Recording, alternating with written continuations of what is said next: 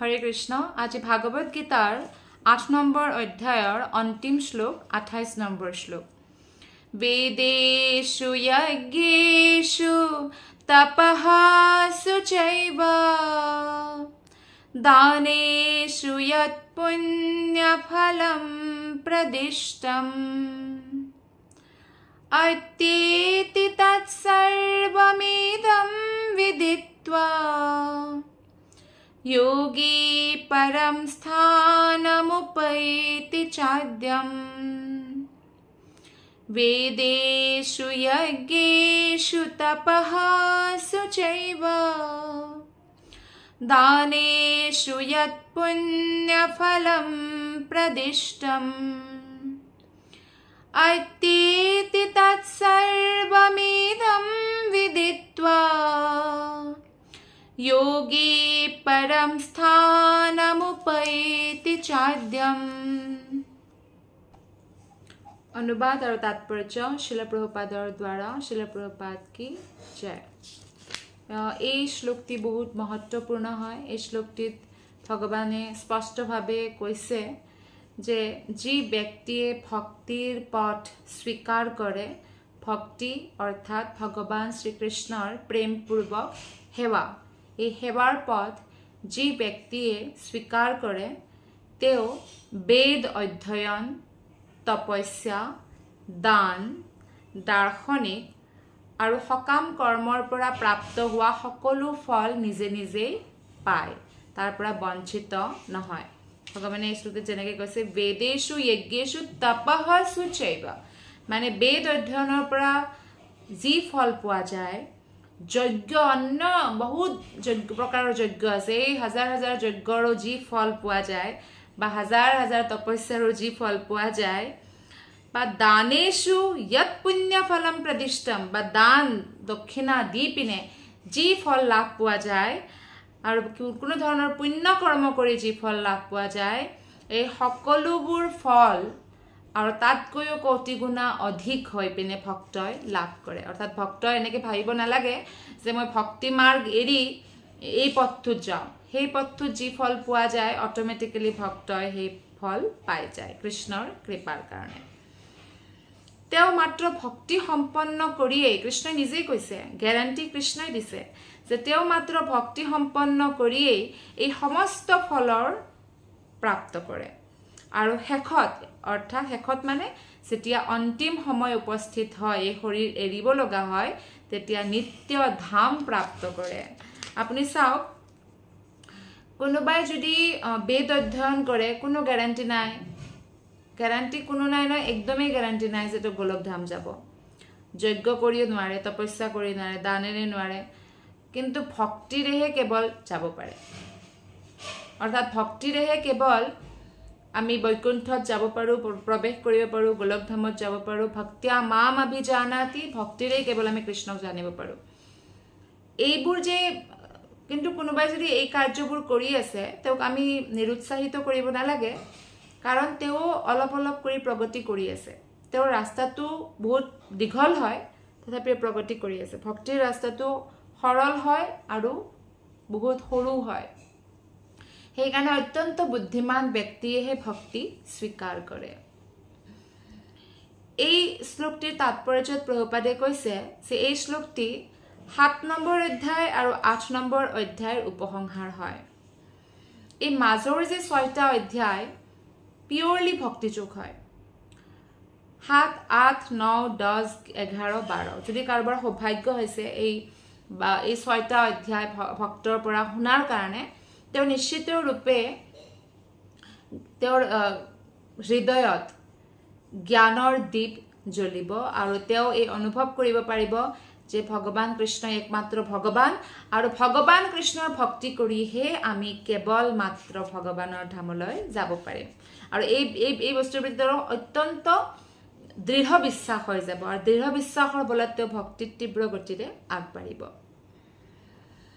যেতিয়া আমি এইবোৰ বস্তু জানো যে ভগৱান হৰে কৃষ্ণ মহামন্ত্ৰ, ভগৱানৰ নাম যি কলিহন্তৰ উপনিষদত দিছে, ব্ৰহ্মাই কৈছে হৰে কৃষ্ণ কৃষ্ণ কৃষ্ণ হৰে হৰে, হৰে ৰাম ৰাম ৰাম হৰে হৰে, এই মহামন্ত্ৰৰ জপ কৰি যিমান সোনকালে আমি আমাৰ পূৰ্বজন্মৰ কোটি কোটি জন্মৰ পাপ নষ্ট কৰিব পাৰো আমাৰ হৃদয়খন পবিত্ৰ কৰিব পাৰো আৰু কোনো এনেকুৱা উপায় নাই তেনেহলে কোন এনেকুৱা মানুহ হ'ব বা কোনো এনেকুৱা মূৰ্খ মানুহ হ'ব যে তথাপিও নকৰিব অৰ্থাৎ যিসকলে নকৰে শাস্ত্ৰই তেওঁলোকক মূৰ্খ বুলি কৈছে সেইকাৰণে কি যেতিয়া মই সকলো উপায় দিছোৱে কৃষ্ণই সকলো উপায় দিছে তথাপিও যদি আমি নকৰো তেনেহলে আমি মহামূৰ্খ ৰূপী প্ৰতিপন্ন হম গতিকে হৰি নাম জপ কৰা বহুত ইম্পৰ্টেন্ট হয় কমসে কম হৰে কৃষ্ণ মহামন্ত্ৰ 16 মালা প্ৰত্যেক মনুষ্যই কৰিব লাগে তেতিয়া তীব্ৰ গতিৰে তেওঁৰ প্ৰগতি হ'ব আৰু 16ৰ পৰা যদি বেছি পাৰে বেছি কৰিব লাগে বা অনবৰতে 16 মালাটো মালাত কৰিব লাগে বাকি মনৰ ভিতৰতো অনবৰতে হৰে কৃষ্ণ মহামন্ত্ৰ জপ কৰি থাকিব লাগে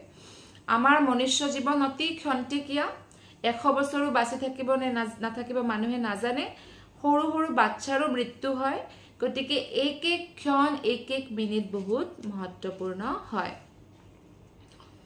ইয়াতে প্ৰভুপাদে উদাহৰণ দিছে যে আগতে কেনেকুৱা ধৰণৰ আমাৰ শিক্ষা ব্যৱস্থা আছিল যে 25 বছৰলৈকে 4-5 বছৰ হল ভগৱান ৰামো গুচি গৈছিল ন গুৰুকুলত যায় সৰু সৰু লৰাবোৰ যায় আৰু যায় ব্ৰহ্মচৰ্য ব্ৰত পালন কৰে আৰু ব্ৰহ্মচাৰী ৰূপে গুৰুৰ ওচৰত ৰজাৰ পুত্ৰ হলেও গুৰুৰ আজ্ঞা পালন কৰি গুৰুৰ সেৱক ৰূপে থাকে অৰ্থাৎ গুৰু যদি কয় চোতালখন হাৰা মুছা পানী লৈ আহা নদীৰ পৰা ভিক্ষা খুজি আহা ভিক্ষা খুজে দুৱাৰে দুৱাৰে যায় ভিক্ষা খুজে এইবোৰ গুৰুৱে কিয় শিক্ষা দিয়ে কাৰণ ভিক্ষা খুজিলে তেওঁৰ ইগো যেটো অহংকাৰ ৰজাৰ পুত্ৰৰ অহংকাৰ যেটো নাইকিয়া হৈ যায় আৰু এইদৰে গুৰুৰ আদেশ যদি হয় সেইদিনা ভোজন কৰে গুৰু যদি কয় এতিয়া ভোজন কৰা আৰু গুৰু যদি পাহৰি যায় তেতিয়া ভোজনো নকৰে এনেকুৱা ধৰণৰ শিক্ষা ব্যৱস্থা আগতে ব্ৰহ্মচাৰীসকলে পালন কৰিছিল আৰু বহুত কঠোৰ ব্ৰহ্মচৰ্য পালন কৰিছিল ছোৱালীৰ লগত কোনো কন্টেক্ট নকৰে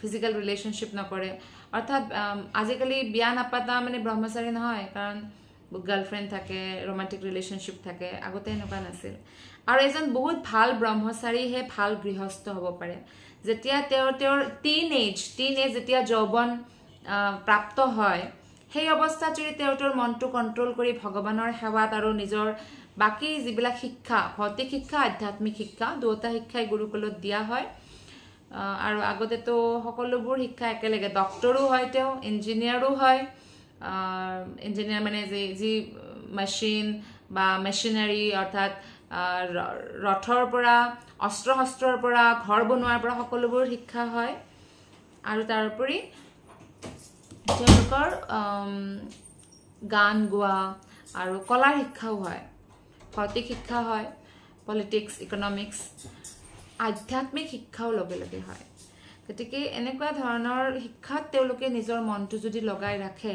সেই অৱস্থাত যি অৱস্থাত মন অত্যন্ত চঞ্চল হয় তেনেহলে সেই লৰাজন যেতিয়া 25 বছৰ বয়সত বিয়া হ'ব গতিকে তেওঁ এনেকুৱা লৰা এজনে ভাল ব্ৰহ্মচাৰী হ'ব পাৰে কাৰণ তেওঁ নিজৰ মনটো কন্ট্ৰোল কৰিব শিকি লৈছে আৰু ভাল ব্ৰহ্মচাৰী হোৱাৰ পিছত ভাল গৃহস্থ হ'ব পাৰে তেতিয়া তেওঁৰ একপত্নী ব্ৰত তেওঁৰ নাভাঙি নাযায় অৰ্থাৎ যি পত্নী তেওঁৰ ভাগ্যৰ ৰূপত বা ভগৱানৰ কৃপাৰ ৰূপত নিজৰ জীৱনত পাইছে তেওঁকে তেওঁ সন্তুষ্ট হৈ থাকে কোনো ফ্লাৰ্টিং নকৰে বাহিৰত ৰোমান্টিক ৰিলেশনশিপ নাৰাখে তেওঁ এজন বহুত চৰিত্ৰবান ব্যক্তি হয় আৰু সেই কাৰণে তেনেকুৱা গৃহস্থই ভক্তি কৰিব পাৰে আৰু এইদৰে যেতিয়া গৃহস্থৰ ৰূপত তেওঁ বহুত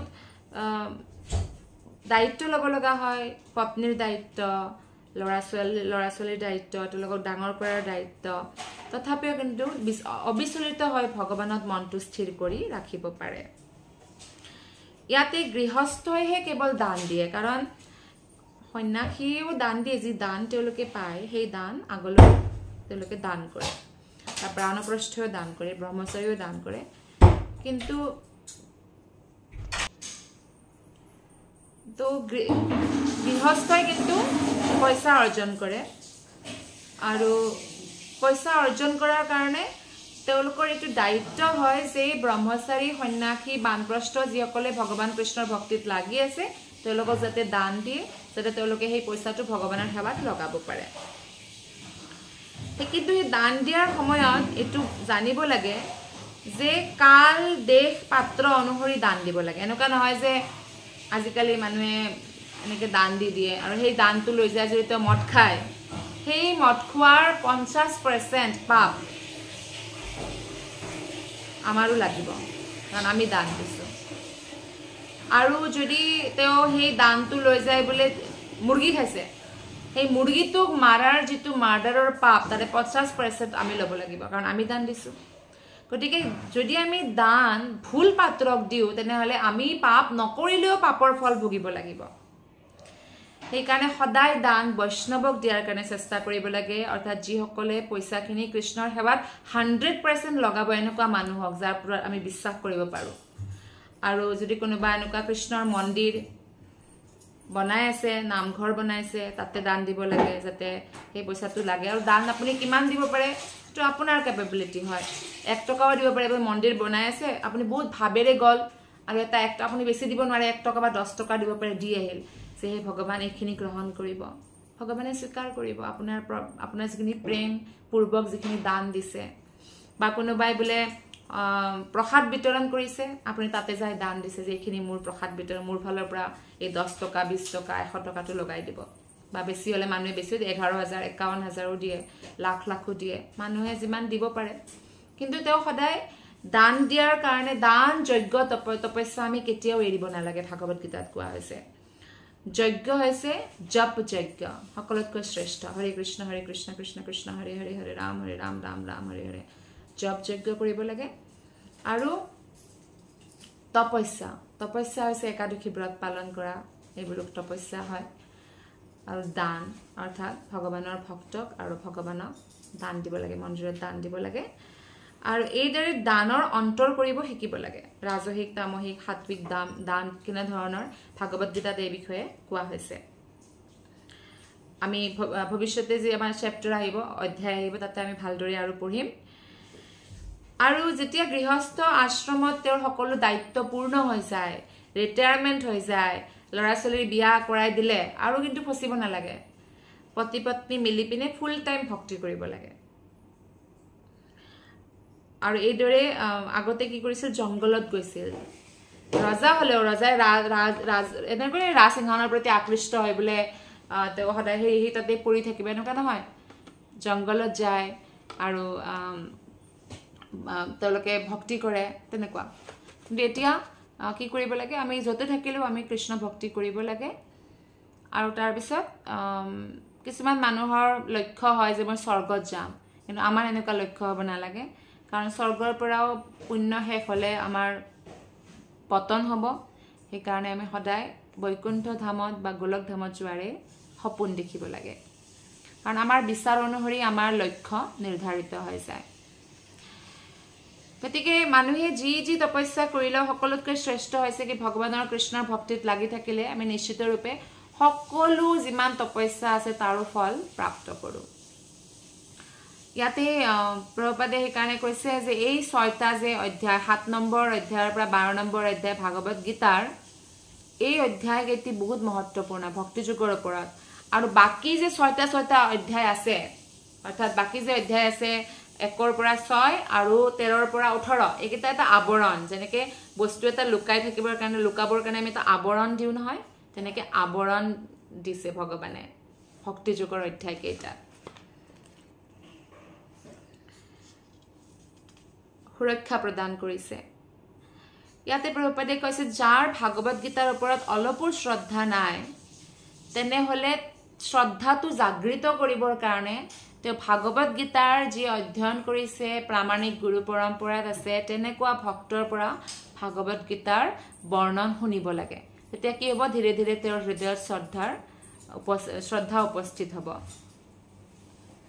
কিয়নো 4ৰ্থ অধ্যায়ৰ আৰম্ভণিতে কোৱা হৈছে যে কেৱল ভক্তগণেহে ভাগৱত গীতা বুজি পাব পাৰে, আৰু আন কোনেও বুজি পাব নোৱাৰে। 700 শ্লোক বোলে মুখস্থ আছে, ইংলিছ, হিন্দী, সংস্কৃত সকলো একদম মুখস্থ, সকলোতে অনুবাদ কৰিব পাৰে, কিন্তু তথাপিও বুজি পাব নোৱাৰে যেতিয়ালৈকে আমি ভক্তৰ মুখেৰে শ্ৰৱণ নকৰোঁ আৰু যেতিয়ালৈকে আমি ভক্তি জাগ্ৰত নকৰোঁ। এইদৰে সেইকাৰণে মানুহৰ কাৰণে বহুত ইম্পৰ্টেণ্ট, প্ৰভুপাদে কৈছে আৱশ্যক যে ভক্তৰ পৰাই যাতে ভাগৱত গীতা পঢ়ে, কোনো মনোধৰ্মীৰ পৰা নহয়। মনোধৰ্মী মানে যে মন মানি ব্যাখ্যা কৰে, যিকোনো গুৰু মানে এনেকুৱা ধৰণৰ প্ৰামাণিক গুৰু নামানে কাৰণ তেতিয়াহে আমাৰ শ্ৰদ্ধা জাগৃত হ'ব আৰু কোন ডাঙৰ ভক্ত কোন সৰু ভক্ত এই শ্ৰদ্ধাৰ দ্বাৰাহে গম পোৱা যায় কনিষ্ঠ ভক্ত কোন মধ্যম ভক্ত উত্তম ভক্ত কোন হয়